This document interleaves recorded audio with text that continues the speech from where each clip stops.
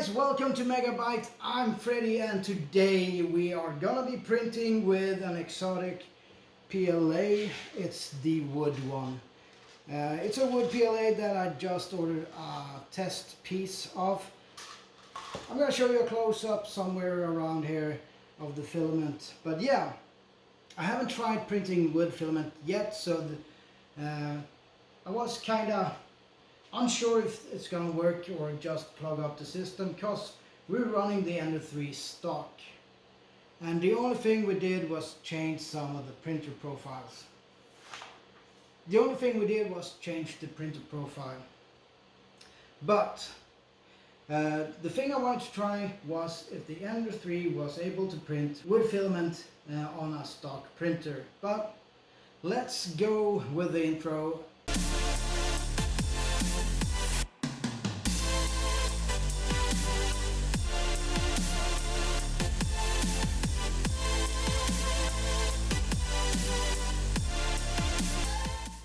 So here we are. We're gonna try print some wood filament on the Ender 3.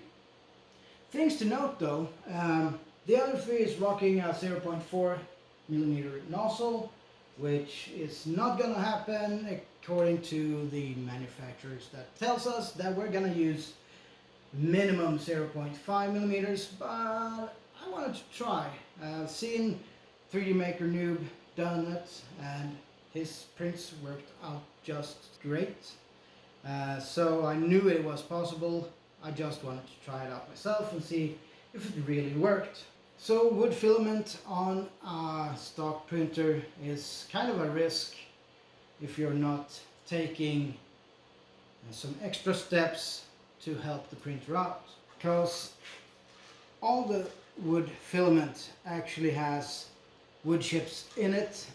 It's about 5 to 10% wood shavings in the filament, so it's an element of clogging that's occurring quite rapidly. But the fun thing about the wood filament is that you can sand, you can paint, you can treat the wood filament as it was wood. It's not really wood, but it's almost wood. It's partly wood, and it behaves somewhat like wood. The filament in itself is not abrasive, so you can use a copper nozzle without cutting way too hard into it and destroying the nozzle, but everything is tearing on the nozzle either way, so eventually you're gonna run out of nozzle. The size of the nozzle is gonna change, or the path in the nozzle is gonna change eventually. Either whatever filament you use, eventually it's gonna be broken. So things to think about when you're printing with the wood filament is you need to take speed and tinker with that one, because it has things in the filament. It can't print on normal speed on a 0.4 nozzle.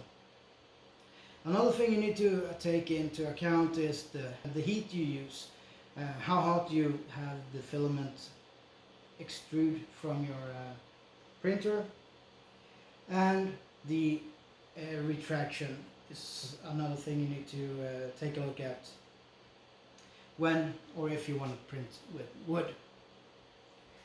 So when I started this print, I followed 3D Maker Noob's recommendation on 195 that he has, but the temperature that you use on wood is about 185 to 205 to make the print go smoothly. The 195 that I started with didn't really do any good. It spat out too much and it was very inconsistent on its extrusion.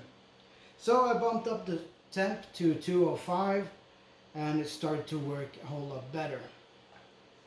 So now that I got the extrusion going semi-smooth, I needed to get it to work to make it adhere to the print bed, which was another problem, because stock print bed didn't work. I tried to put on masking tape, worked a little bit better but not good enough.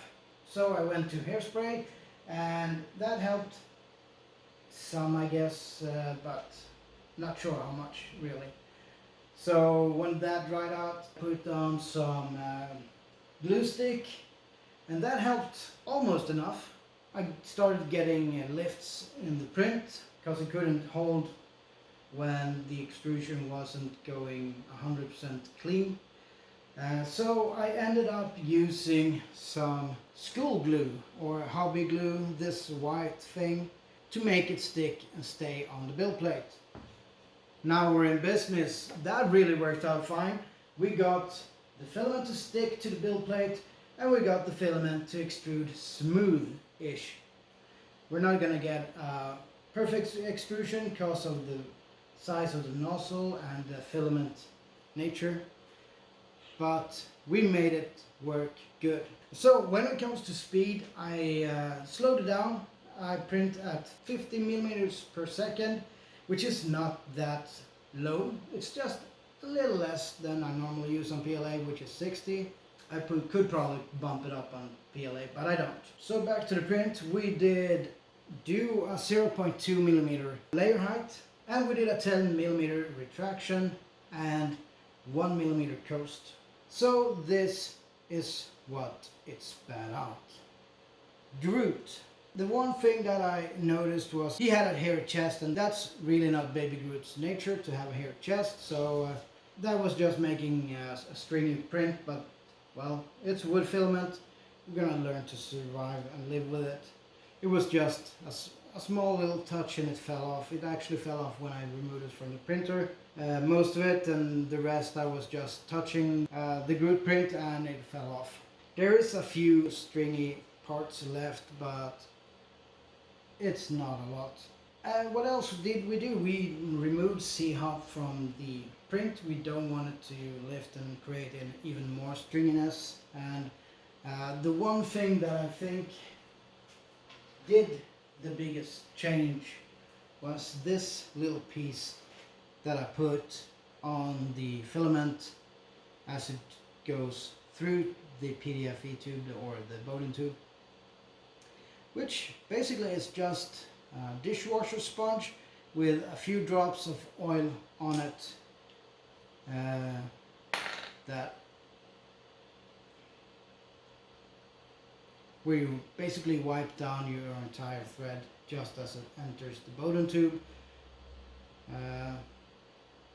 and makes its way down to the hot end. So it actually worked. I managed to make wood filament on a stock Ender 3. Thank you, 3D printing nerd. Thank you, 3D maker noob, for making this happen. It wouldn't have been without your advice or your video, which I'm gonna link down below as well. Check that out, because it helped me print my baby Groot on the Ender 3. So we're gonna keep doing this. We're gonna try to punish the Ender 3, printing with things that maybe you're not supposed to be printing, or maybe you shouldn't be able to print. The one thing for now we're not going to be printing is the flexibles, because I'm not sure I want to do that big of a cleaning job, because that could really mess up your extruder with filaments. Just get into all nooks and crannies and just make my my day a living hell. But other than that, we're going to try some more exotic filaments that we're going to order as soon as possible. Maybe some metallic filament when we install the hardened nozzle. We'll have to wait and see. That's 0.4 nozzle as well. But that's about it for my wood filament print on the Ender 3. So check out more videos in the links around here somewhere. Maybe where I built the Ender 3 could be up here somewhere. So hopefully you liked it. Hit the like, hit subscribe, comment down below what filament you think I should try on the Ender 3 next. Click the little bell so you see when I upload the next video. Until then, have fun guys, and print on.